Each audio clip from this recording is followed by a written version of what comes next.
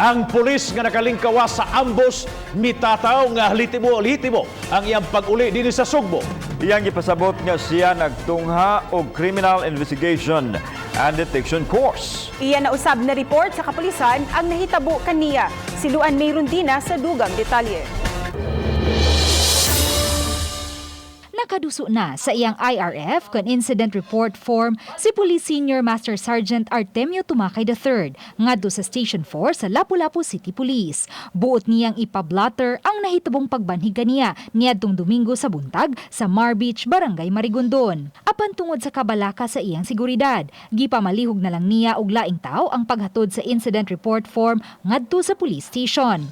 Apan sa IRF, wala na kaayo niya idetali ang kumpletong hitabo o saysay lang nga samtang naglakaw, kalit lang siyang gipusil sa wa mailhing mga tao. Nagkontak na ko niya nga kung pwede ma-istorya na mo siya, kung pwede maadto mi sa iyahang gisak-an diha sa may area sa Mayahay daw na siya giingon dito na siya iyang boarding house dito.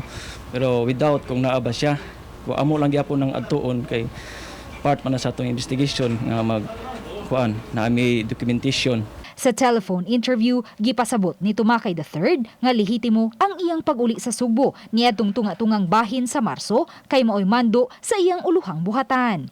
Pag-uli na ko atong March, nauli ko kay gumikan, ipapauli mi kay katong giingon sa kuan lagi nga magpa-home quarantine mi while waiting sa order nga i-recall mi sa Procor. Ug kay naabtan sa lockdown dinhi sa Sugbo, gikinahanglan siyang mo report sa labing duol nga police station. Ug sa Station 4 siya na detail diin gi-assign siya sa quarantine control point sa may Mar Beach sukad niadtong Abril hangtod sa Hunyo. Ang instruction sa presidente sa PBC nga i-home quarantine mi, papulion mo sa amuang probinsya. At doon na may magpadayon sa among schooling since naman tayo gitawag og virtual schooling. Kasamtangan siyang nagtungha og criminal investigation and detection course. Matod sa 47 anyos nga si Tumakay, gawa sa iyang training sa SAF, ang pag-ampo niya ngadto sa Ginoo ang nakatabang niya paglihay sa daghang mga bala nga gipauwan ngadto kaniya. Uban ni Godfrey Relien, Luan Merondina, Balitang Besda.